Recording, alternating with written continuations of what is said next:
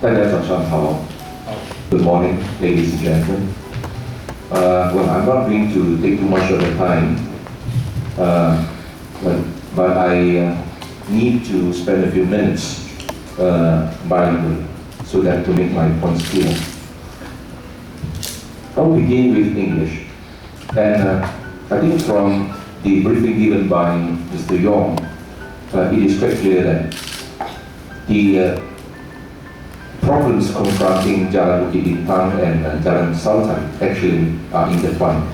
It's not that the ad hoc committee here, or even in my capacity as the advisor to the committee, we are only looking after the Jalan Sultan's rules.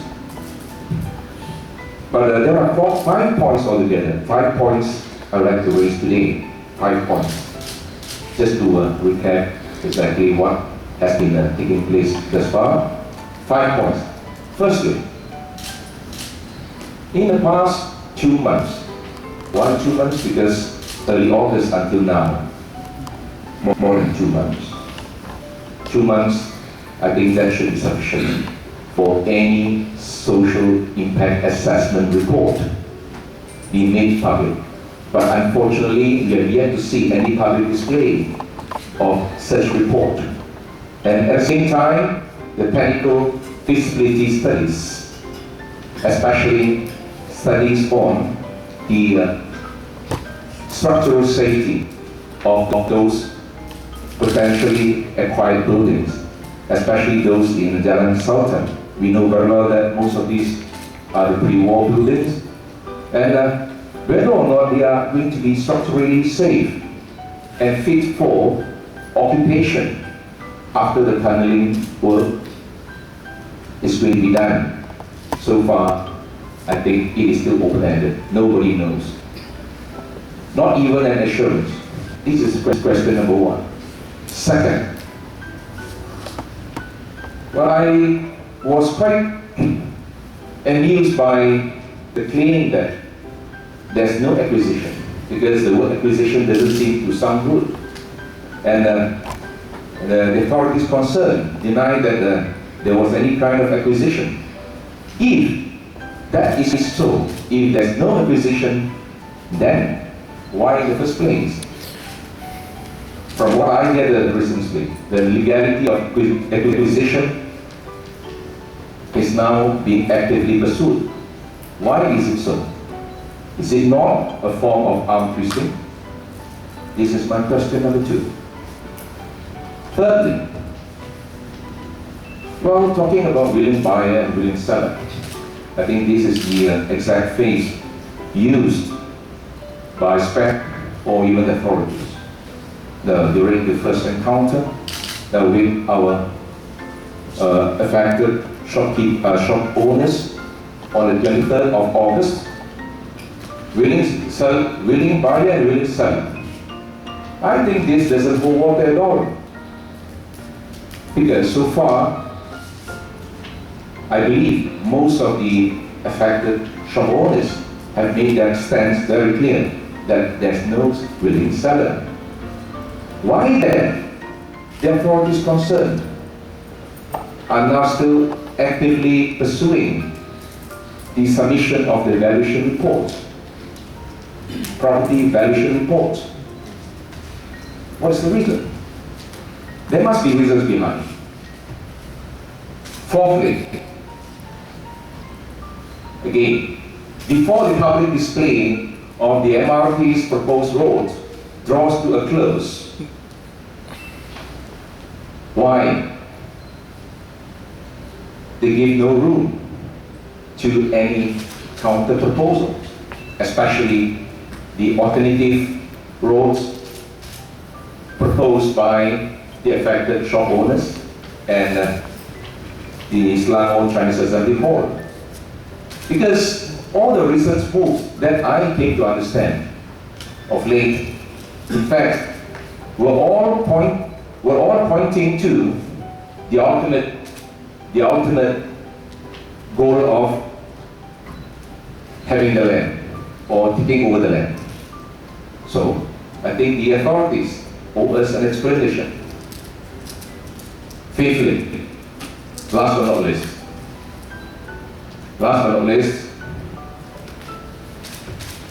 now, after such a long span of time, now that the new owner, namely MRT company, has taken over the project.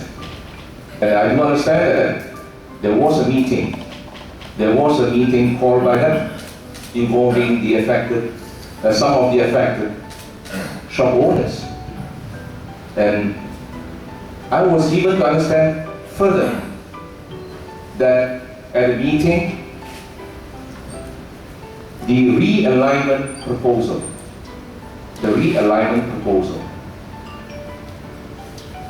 was shut down, or rather, if I may rephrase, it was not allowed to be presented at all, not even given a chance to be presented, meaning leaving no room to alternative views. So these are the 5 points today I would like to raise, and I need to make my stand very clear here. Now, in my capacity as the Wakil Rakyat and Member of Parliament, and more so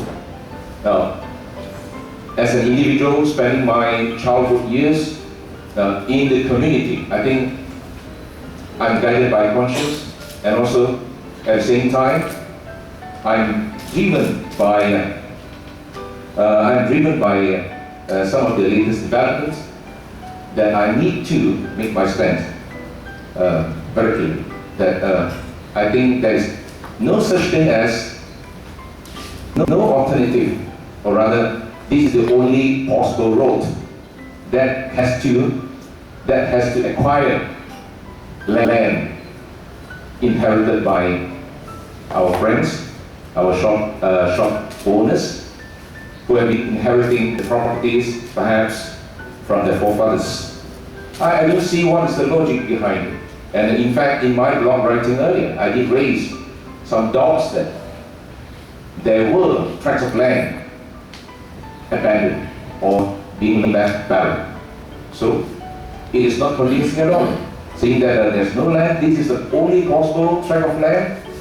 And why not we think of alternative, and more so the alternative plan, or rather the realignment, as was explained earlier by Mr. Yong, provides us with a better insight of the competitive edges over the MRT proposal.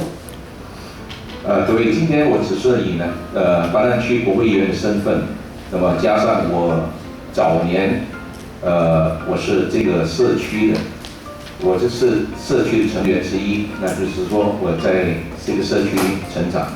那么现在呢是这个委员会的顾问，所以总共呢我总结5点，今天我要提出那么正式的这个公开的这个质询。那么当然除了在国会质询，我相信呢，国会议员呢不分朝野，包括我本人在内呢，在这一届国会也同样的提出。那么第一点呢，那就是说2个月过去了，从8月初到现在，沸扬扬，但是呢，我们看到的就是这2个月以来，那么大家所期待的、所质询的所谓 social impact assessment， 那就是社会影响的评估报告。所以你做每一个项目的时候，所谓的社会影响评估报告呢，那么到底到今天为何迟迟不见呢出台？我们要看到的就是呢，那么这份报告至少你应该让人民有一个这个清晰明确的认识。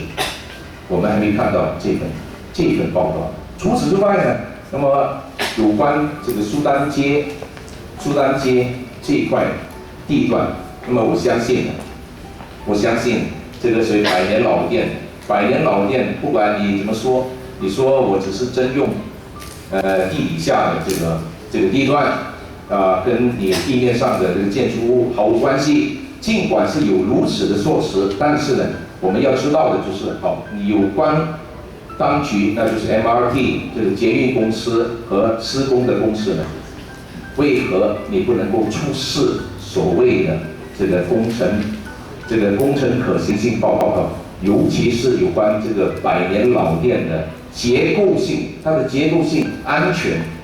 如果你在地底下这个，比方说这个挖掘这个隧道的时候呢，是否会影响到地面上建筑物的这个结构安全？这个是必须得要让人民看得一清二楚的。第二点呢，那就是说口口声说这个不是征用，所以征用这个名词是否呢成为一个相当大的忌讳。所以呢，既然你说不是这个征用，但是今天直到今天为止，过去2个月以来，我们一直所看到的一些举动啊，有关当局的举动呢，其实每一招每一桌呢，其实都是跟所谓的征用脱不了关系的。换句话说，今天他所进行的这个工作呢，其实都是为征用地段铺路。那么如此说来，这岂不是意味着是一种呢所谓强行要这些居民、这些业主就范呢？这是第二道问题。第三，那就是所谓的你情我愿。这个你情我愿呢是8月23号的时候，那么当这个有关当局那么第一次召见这个受影响的业主的时候，那么他们所说的一个大前提，你情我愿呢，我才动用你的土地。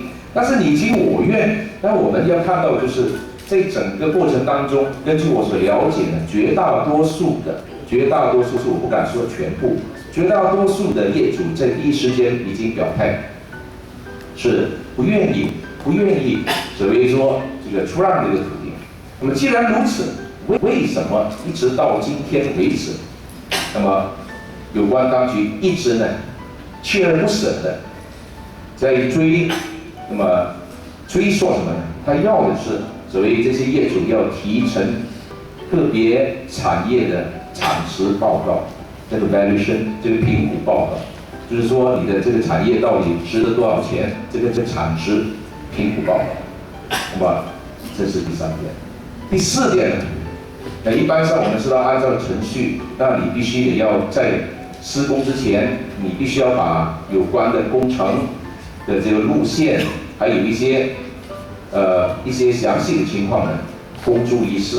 所谓的，那么把这个路线呢，那么把路线公布之后，让人民发表意见，有一段的所谓说提出意见和抗议的这个期限。但现在的情况是，在还没有截止之前，我们所看到的就是你这个捷运公司有关当局呢，你本身根本并没有给予这些老百姓不仅只是业主，也包括了其他的纳税人呢，有这么个机会呢，提成相反的意见。那么换句话说，你这个已经是算是呢一锤定音，已经是定下来了。那么你根本没有给